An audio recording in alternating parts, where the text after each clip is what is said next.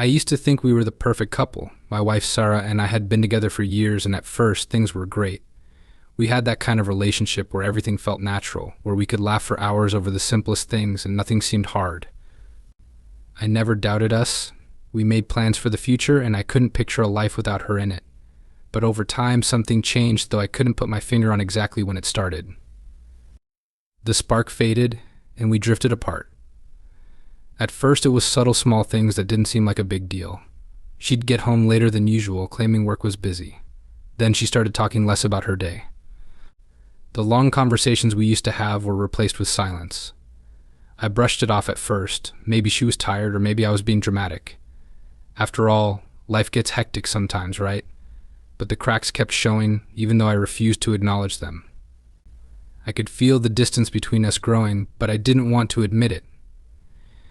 Every time we'd be together, I noticed her looking at her phone more than at me, like her attention was somewhere else. It wasn't the same anymore. I kept telling myself it was just a phase, maybe stress or routine getting in the way. We were in our 30s, both working hard, and maybe this was just what being an adult looked like. But even when I tried to tell myself that, deep down I knew something was off. I wasn't an idiot, I could see it. But facing it meant confronting the possibility that our relationship wasn't what I thought it was.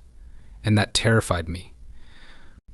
I started noticing little things late nights at work, random plans with friends, things she never used to do. It wasn't anything huge, just odd behaviors that didn't match who she was. I'd ask about her day, and her answers would be vague. When I brought it up, she'd brush me off, telling me I was overthinking. The more I tried to ignore it, the more it ate away at me. There was a feeling in the pit of my stomach I couldn't shake. It was the feeling of someone slowly slipping away, and no matter how hard I tried to hold on, they were already out of reach. I didn't want to believe it. I didn't want to face the idea that she might not love me the way she once did. So I kept pushing the thought aside, telling myself that everything would get better. I convinced myself that maybe I was just being paranoid. But I knew. Deep down, I knew I wasn't. One night, Sara told me she was going out with some friends to a new club in town. I didn't think much of it at first. She had every right to go out and have fun. It wasn't unusual for her to go out with her friends every now and then, and I trusted her. But something about this particular night felt different. She seemed excited in a way that I hadn't seen in a long time. The way she was getting ready, the way she was trying on different outfits, it all felt like she was preparing for something more than just a casual night out. When she finally settled on a dress, I could see her checking herself in the mirror a little too long. It was one of those dresses I'd always liked on her, but it felt like she was trying a little too hard to look perfect. Her makeup was done more than usual, and her hair was styled in a way that was different from the norm. It was like she was trying to impress someone, and that thought hit me hard, but I pushed it aside. She was just getting ready for a night out with her friends, I told myself. It wasn't a big deal. But as she left that night, I couldn't help but feel a strange sense of unease. It wasn't jealousy, I trusted her. But there was this nagging feeling that wouldn't leave me. What was she doing out there? Who would she meet? Was it really just a night with friends, or was there more to it? I hated the fact that my mind was racing with all these questions, but I couldn't stop it. Every little detail from the evening, the way she looked, the way she acted, seemed to be raising red flags I couldn't ignore anymore. The house felt emptier than usual when she left. I tried to distract myself by watching TV, but I couldn't focus on anything. My mind kept going back to her night out. I couldn't shake the thought that something was off. But I didn't want to confront her. I didn't want to sound paranoid or controlling, so I stayed quiet. I told myself it was nothing, that I was just overthinking. But that feeling in my gut kept growing stronger. I couldn't stop wondering what she was doing. Was she out with her friends, or was there someone else? As the night wore on, I kept checking the clock, waiting for her to come home. I kept telling myself it wasn't a big deal. But deep down, I knew I wasn't being honest with myself. Something was wrong, and I could feel it in every fiber of my being. The longer she stayed out, the more anxious I became. What was really going on? And why didn't I know what was going on in her life anymore? The questions lingered in my mind, but I didn't have any answers. Not yet. The next morning I woke up to find Sara already awake, acting like everything was normal. She was in the kitchen, making coffee, her usual routine. There was nothing out of the ordinary in her actions, yet everything felt off. I watched her from the doorway, noticing the way she moved, the way she avoided eye contact for just a little too long.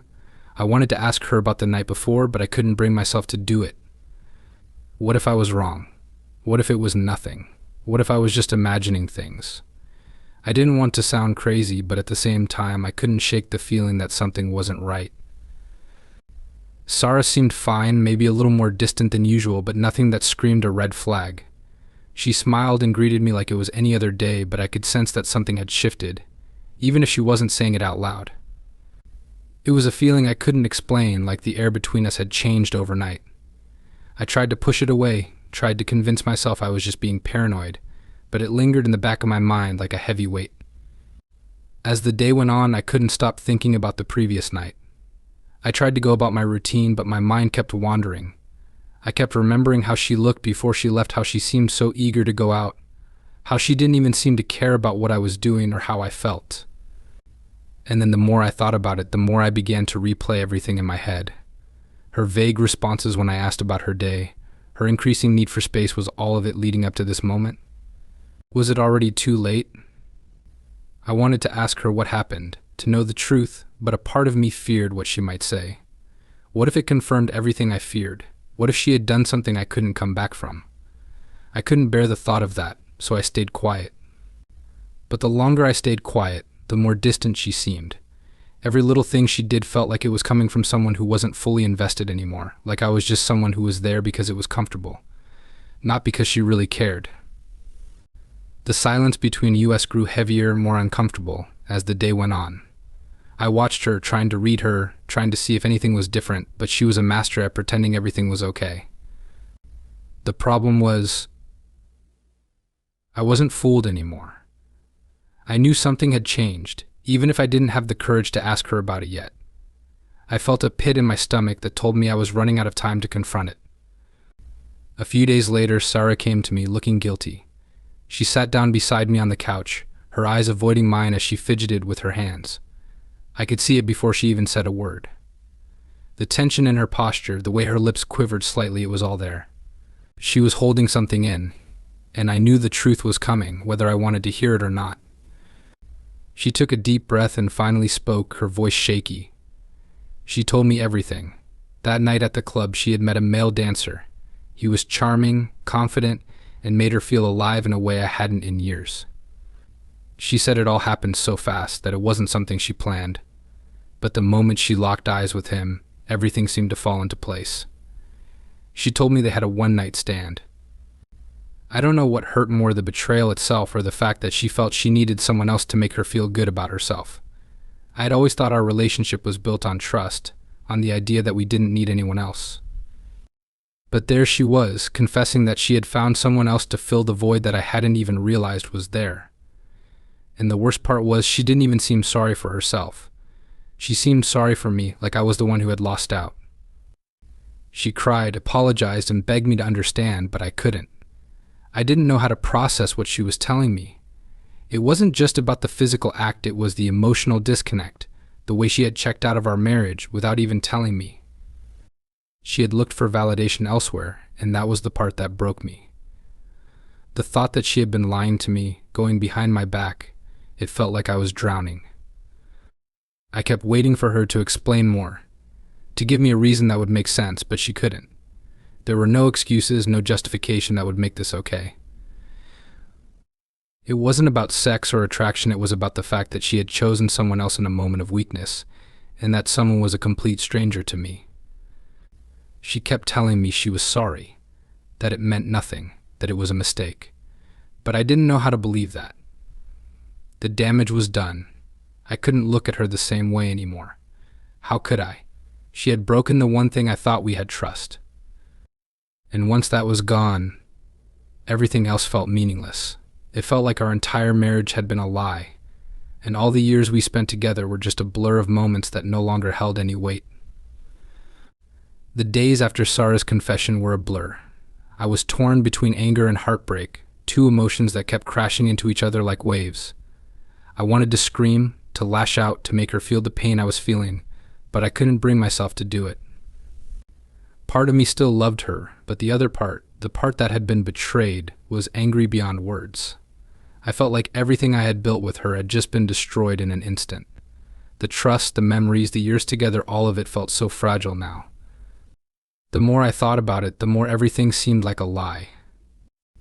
I couldn't stop thinking about how easily she had moved on, how easily she had found someone else to fill the void in her life. Meanwhile, I was left here, picking up the pieces of my shattered trust. Every thought of the night at the club made my stomach churn. The image of her with someone else, someone I didn't even know, felt like a knife twisting in my gut. It wasn't just the physical act that hurt, it was the emotional abandonment. She had checked out of our marriage, and I hadn't even known it was happening. Sara seemed to regret it, at least outwardly. She kept apologizing, telling me she made a mistake and that it meant nothing. But I didn't believe her. How could I? If it had meant nothing, why had she done it in the first place? Why had she hidden it from me? It wasn't just a mistake, it was a choice, and once that choice was made, there was no going back. We tried to talk things through, but the words felt hollow. I kept hearing her say she was sorry, but it didn't change what had happened. It didn't change the fact that she had betrayed me in the worst way. The trust we had built over the years was gone, and no amount of apologies could bring it back. I kept telling myself that maybe with time things could heal. But deep down, I knew that wasn't true. Once trust is broken like that, it's hard, if not impossible, to rebuild. I spent nights lying awake, staring at the ceiling, trying to figure out what to do next. I didn't know if I could forgive her. The idea of staying in a relationship where I couldn't trust my partner felt like a constant weight on my chest. I tried to force myself to move forward, to pretend things could go back to normal, but they never did.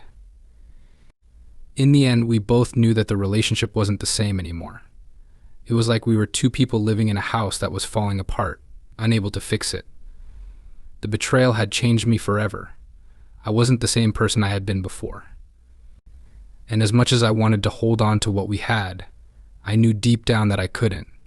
I had to let go, even if it was the hardest thing I had ever done.